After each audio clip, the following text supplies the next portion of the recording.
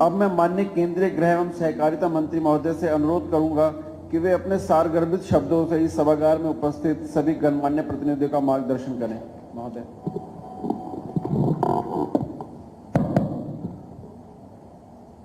देश के दक्षिण हिस्से में ड्रग के खिलाफ लड़ाई के लिए महत्वपूर्ण ये बैठक में उपस्थित कर्नाटक के सम्माननीय मुख्यमंत्री श्रीमान बसवराज बोम्मई जी,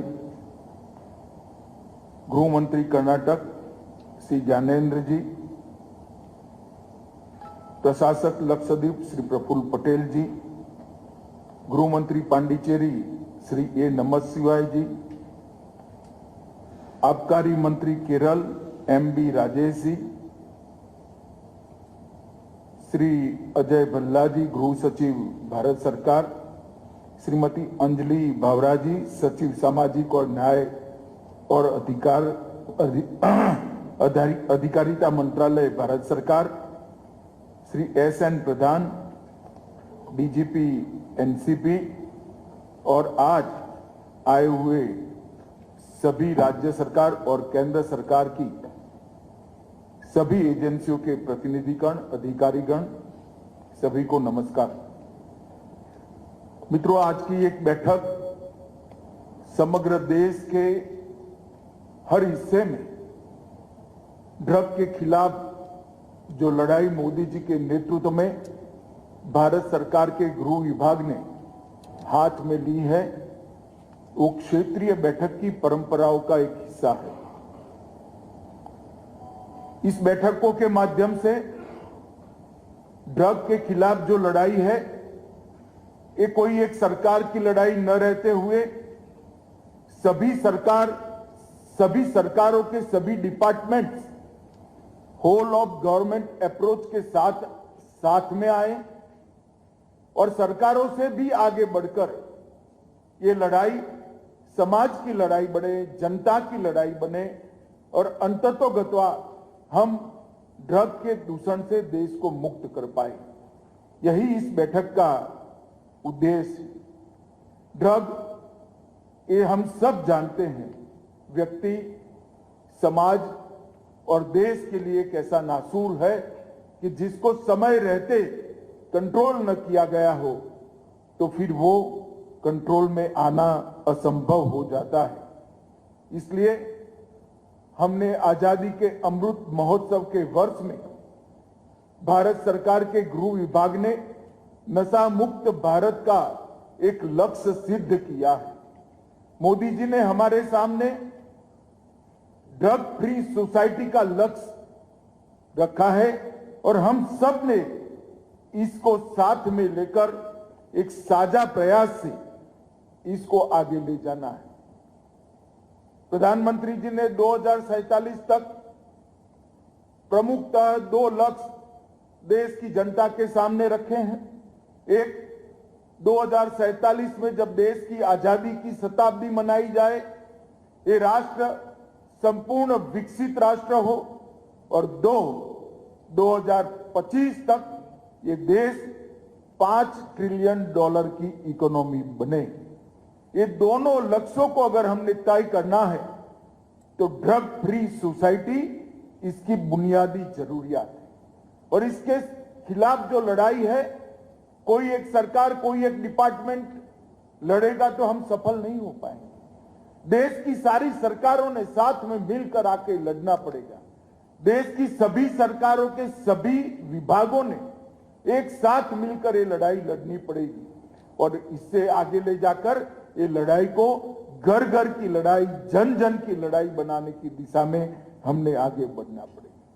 जहां तक सरकारी डिपार्टमेंटों का सवाल है, होम डिपार्टमेंट की, हर सरकार के गृह विभाग की प्राइमरी रिस्पॉन्सिबिलिटी तो है ही, मगर इसके साथ रेवेन्यू की भी रिस्पॉन्सिबिलिटी है, सोशल वेलफेयर डिपार्टमेंट की भी रिस्पॉन्सिबिलिटी है, एजुकेशन डिपार्टमेंट की भी रिस्पॉन्सिबिलिटी है और कल्चर डिपार्टमेंट की भी रिस्पॉन्सिबिलिटी। ये सारे डिपार्टमेंट हेल्थ विभाग के साथ जुड़कर जब ये अभियान को आगे बढ़ाते हैं, तभी हमारा अभियान गंतव्य को सिद्ध करने की दिशा में आगे बढ़ पाएगा।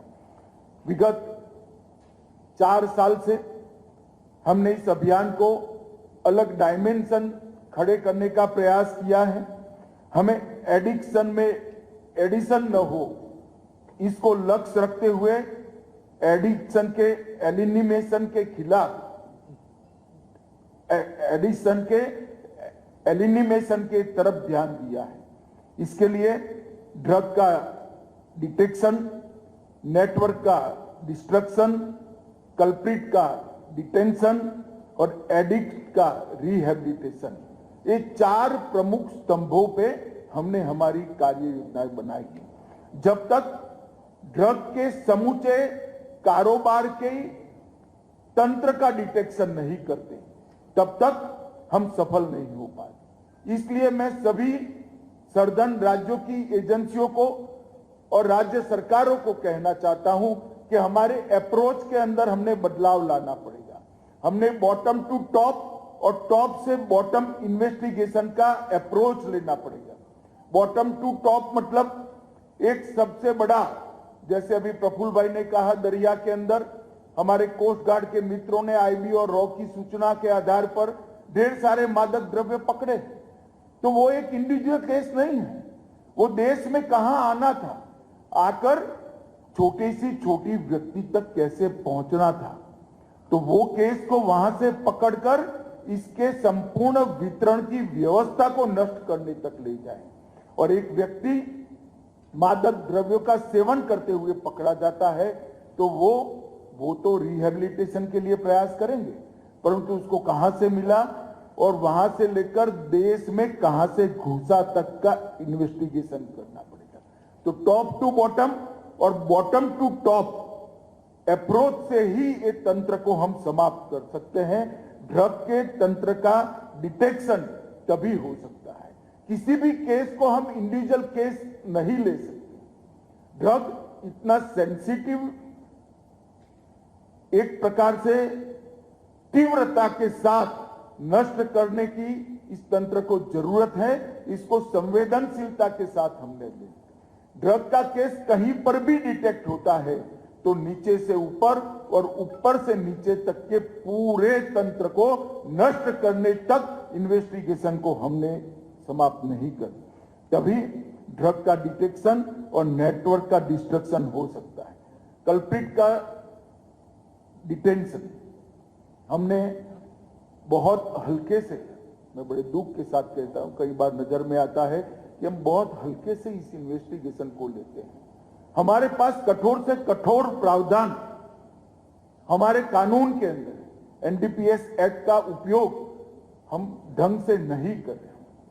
आप अपने राज्य में रिव्यू कर देखिए, कितने कारोबारियों की संपत्ति जब्त की, कितने कारोबारियों को आपने डिटेंशन का उपयोग कर जेल में डाला है।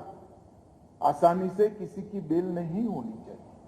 इस केस को सारे इसके एनडीपीएस एक्ट के कठोर से कठोर प्रावधानों का उपयोग करते हुए इसकी रोकथाम करना बहुत जरूरी है।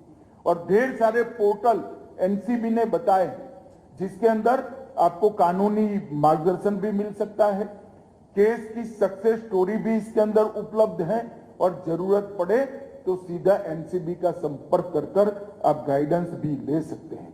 मित्रों, सभी राज्यों से मेरा अनुरोध है कि आप सब ने मिलकर ये चारों मुद्दों को, ड्रग्स, नेटवर्क, कल्प्रिट और एडिक्शन के लिए रिहेबिलिटेशन, ये चारों मुद्दों का एक संपुट बनाकर ये लड़ाई को समग्रता के साथ ले जाना पड़ेगा। मित्रों, नारकोटिक्स के डिस्पोजल का जो अभियान चल रहा है वो भी बहुत जरूरी है। मेरा आग्रह है हर एक राज्य को हर 3 माह में मंत्री लेवल पर इसका रिव्यू हो, होम सेक्रेटरी, डीजीपी लेवल पर इसका रिव्यू हो और नष्ट पदार्थ किए जाए। इससे 2 प्रकार के फायदे होते हैं।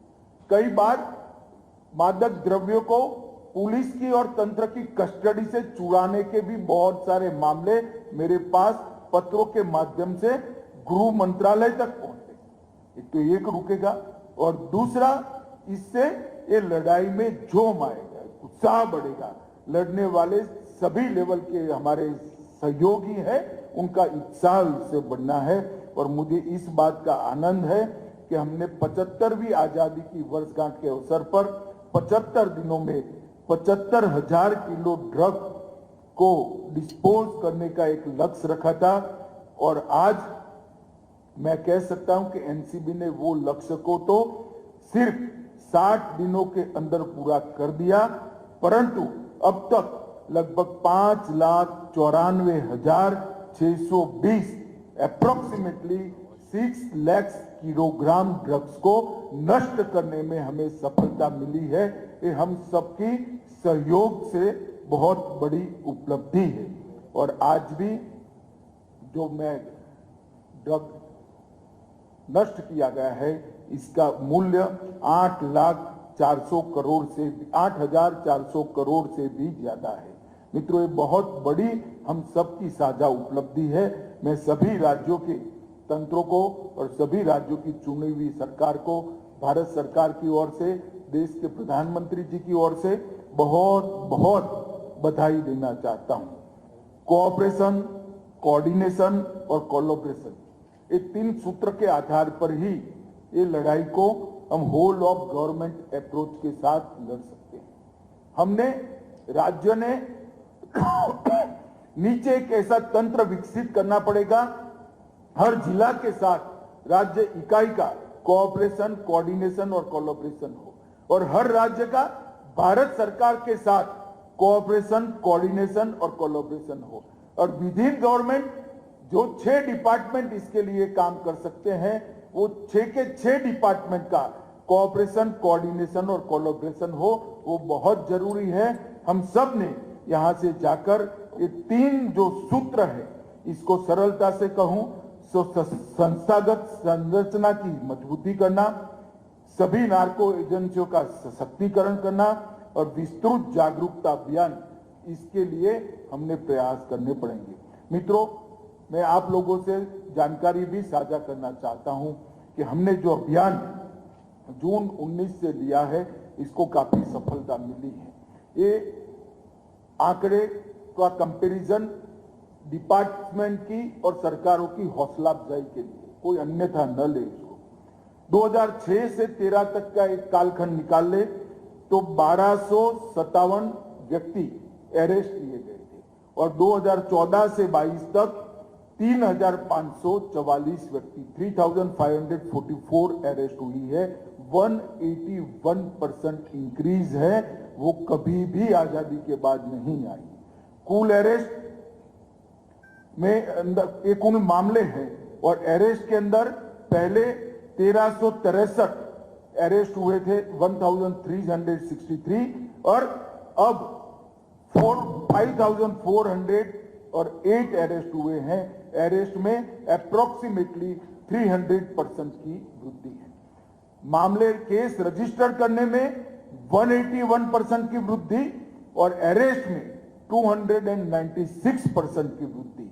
और सीज ड्रग का जहां तक सवाल है, 6 से 13 में 1.52 लाख केजी ड्रग सीज हुआ था, परंतु 14 से 22 में 1.52 लाख से बढ़कर 3,73,373 लाख केजी ड्रग को हमने सीज किया है।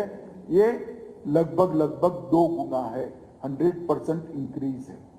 और इसकी क्वालिटी के बारे में आपको इसकी कीमत से ही मालूम पड़ेगा। 2006 से 13 में जो ड्रग सीज हुआ था, इसकी वैल्यू थी 786 करोड़, और 14 से 22 में जो ड्रग सीज हुआ है, इसकी वैल्यू है 22,000 करोड़ रुपीस। इससे मालूम पड़ेगा कितने क्वालिटी केस हुए, महंगे ड्रग जब्त किए गए। सिर्फ खाना पूर्ति नहीं हुई, जबकि क्वांटिटी तो बड़ी है, क्वालिटी भी बड़ी है। कोकीन, केटामाइन, मेफेड्रॉन जैसी कई सारी महंगे ड्रग्स और सिंथेटिक ड्रग्स की जब्ती में गुणात्मक बढ़ोतरी हुई है। और पिछले 5 वर्षों में भारत सरकार ने 61 नए साइटोट्रोपिक पदार्थों को अधिसूचित किया है। मतलब 61 नए साइकोट्रोपिक पदार्थ को हमने अधिसूचना निकालकर बैन करने का काम किया है। ये बहुत बड़ी उपलब्धि है। मित्रों, क्षेत्रीय सम्मेलन करने का उद्देश्य है कि आप यहां से जाकर आपके राज्य में क्षेत्रीय सम्मेलन करें। ये लड़ाई जब तक जिलों की लड़ाई नहीं बनेगी, हम कभी सफल नहीं होंगे। इस लड़ाई को जिले तक ले जाना है, गांव तक ले जाना है, स्कूल्स तक ले जाना है। एक जबरदस्त बड़ा जागरूकता अभियान ढेर सारे एनजीओ को साथ में जोड़कर हमने लाना पड़ेगा। और मैं आज आपको कहना चाहता हूं, अभियान को जन जन का अभियान नहीं बनाते हैं, तब तक हमारा देश इसके खतरे से मुक्त नहीं हो सकता है। एक ऐसा गुनाह है, एक ऐसा नासूर है जो हमारी आने वाली नस्लों को बर्बाद कर देगा। कई ऐसे देशों के उदाहरण सामने हैं जहां 70% लोग, 60% लोग, 30%, 40% लोग ड्रग एडिक्ट हो गए। क्या होता होगा उस देश का? हमने समय पर जागरूकता लानी होगी और इसके खिलाफ लड़ना होगा।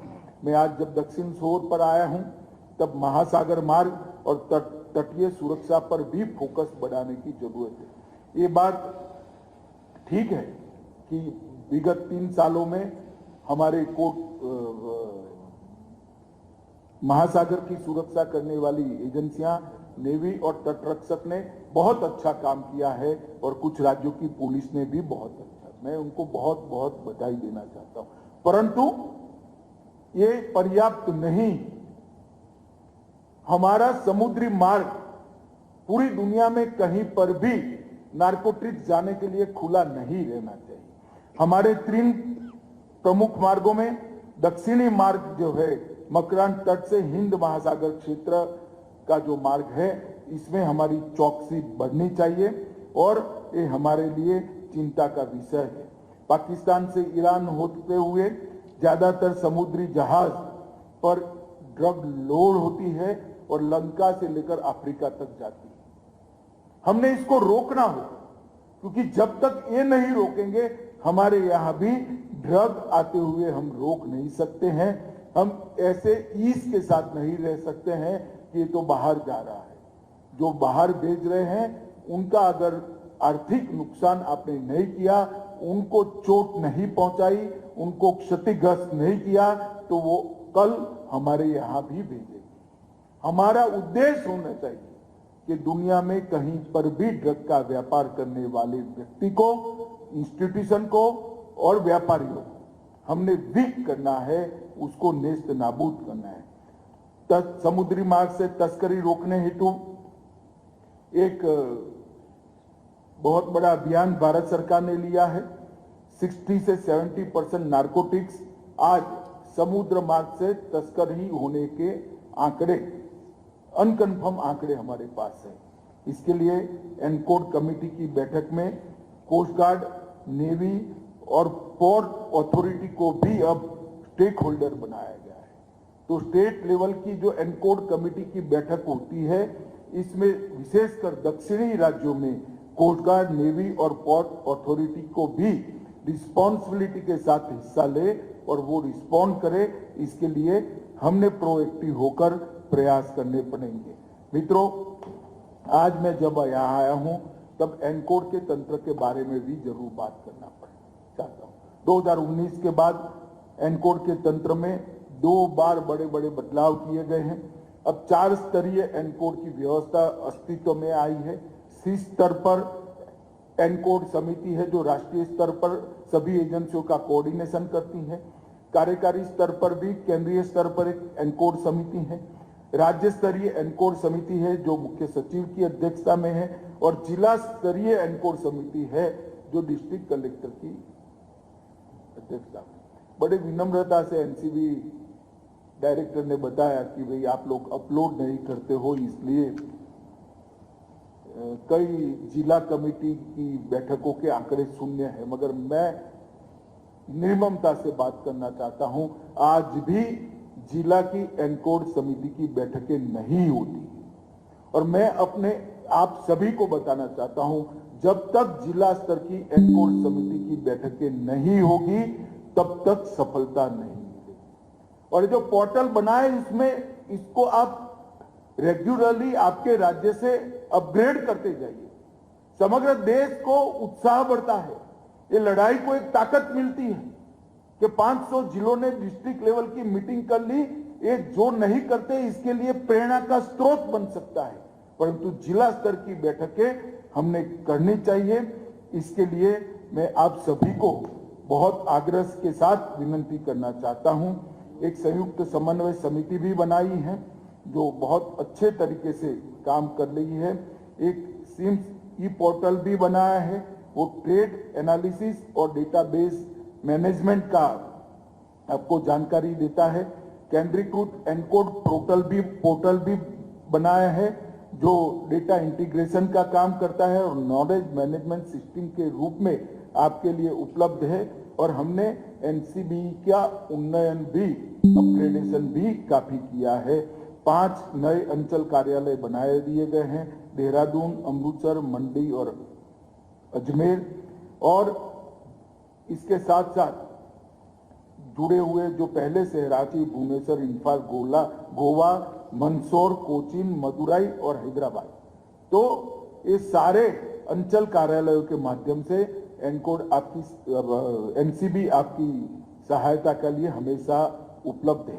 एक dedicated anti narcotics task force बनाने के लिए भी हमने कहा है। आंध्र का भी सर्कुलर दिखाई नहीं पड़ता था, बन गया हो तो पोर्टल पर डाल दीजिए, न बना हो तो तुरंत बना देना चाहिए। राष्ट्रीय नार्कोटिक्स कैनाइन पूल की भी स्थापना की है, इसमें भी हम आत्मनिर्भर बने हैं। एक जो कुत्तों की नस्ल है वो भारतीय नस्ल है, जिससे आप सभी को बहुत आनंद होगा। हमने बहुत परिश्रम कर एक भारतीय नस्ल को डेवलप किया है। जब्त दवाओं के निपटान के लिए क्वार्टरली इसको मॉनिटर करना चाहिए और दोहरे उपयोग वाली प्रिस्क्रिप्शन की दवाओं के दुरुपयोग के रोकने के लिए भी हमें आपके सुझाव चाहिए, जो आप एनसीबी के माध्यम से भारत सरकार के गृह विभाग को भेज सकते हैं। प्रशिक्षण और क्षमता निर्माण, जब तक प्रशिक्षण और क्षमता निर्माण नहीं कर सकते हैं, ये एक स्पेशल टाइप का इन्वेस्टिगेशन है, स्पेशल टाइप की प्रोसिक्यूशन की ये कला है। हमारे सभी अधिकारियों को इसके लिए ट्रेनिंग देनी पड़ेगी। विभिन्न रैंकों और स्तरों पर 5 अलग अलग प्रशिक्षण के मॉड्यूल्स को एनसीबी के द्वारा बना दिया गया है। बहुत मेहनत हुई है, मैं जानता हूं। ये मॉड्यूल को राज्यों ने एडॉप्ट करना चाहिए और अपने प्रशिक्षण कार्यक्रम के अंदर इसको इन्वॉल्व करना चाहिए। चाहे डीवाईएसपी का प्रशिक्षण हो, चाहे पीएसआई का। आपके राज्यों के स्तर पर कांस्टेबल, डीवाईएसपी, पीएसआई और डीवाईएसपी 3 डायरेक्ट भर्ती होती है। तीनों रिक्रूटमेंट के बाद प्रशिक्षण के पाठ्यक्रम में ये 5 अलग अलग प्रशिक्षण मॉड्यूल है। इसको स्टेज वाइज आपने ट्रेनिंग के वक्त ही इनकी जागरूकता बढ़ाने के लिए आगे बढ़ना चाहिए। जम्मू कश्मीर, राजस्थान और गुजरात ने इस मॉड्यूल को अपने पाठ्यक्रम के अंदर अपना लिया है। मेरा सभी राज्यों से भी अनुरोध है कि आप भी इसको अपनाइए। नार्को अपराधियों पर एक राष्ट्रीय एकीकृत डेटाबेस निदान हमने शुरू किया है, जो राष्ट्रीय स्तर पर इसका फायदा कर सकते हैं। मित्रों, आज मैं बड़े स्पष्टता के साथ कहना चाहता हूं, ये केंद्र और राज्य का मुद्दा नहीं, केंद्र सरकार या राज्य सरकार का मुद्दा नहीं है, ये राष्ट्र का मुद्दा है, देश का मुद्दा है, देश की सुरक्षा का मुद्दा है, देश के भविष्य का मुद्दा है, हमारी आने वाली पीढ़ियों को बर्बाद होने से बचाने का मुद्दा है। हमारे देश के अर्थतंत्र को खोखला करना चाहते हैं, उसके खिलाफ लड़ाई का मुद्दा है। देश की सुरक्षा में जो सेंध लगाना चाहते हैं, इनके खिलाफ लड़ाई का ये मुद्दा है। क्योंकि आप सब जानते हैं, इसके साथ अब साइबर अपराध भी जुड़ चुका है, जाली नोट का कारोबार भी जुड़ चुका है, टेरर फंडिंग भी जुड़ चुका है और नेशनल सिक्योरिटी भी जुड़ चुकी है। और युवाओं की बर्बादी तो है ही। इसको कृपया कोई भारत सरकार का अभियान न माने। ये अभियान हम सबका साझा अभियान है, जनता का अभियान है। लोगों की भलाई के लिए इसको करना है, देश की सुरक्षा के लिए करना है। इस स्पिरिट के साथ हम आगे बढ़े।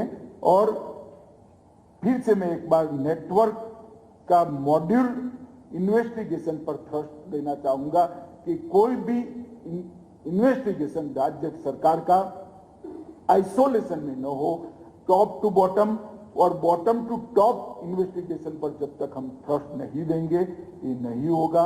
एनडीपीएस के कठोर प्रावधानों का उपयोग करते वक्त झिझकिए मत, निर्मम होकर, रूथलेस होकर एनडीपीएस के कठोर प्रावधानों का उपयोग करना चाहिए, ऐसी मेरी आप सभी को विनंती है।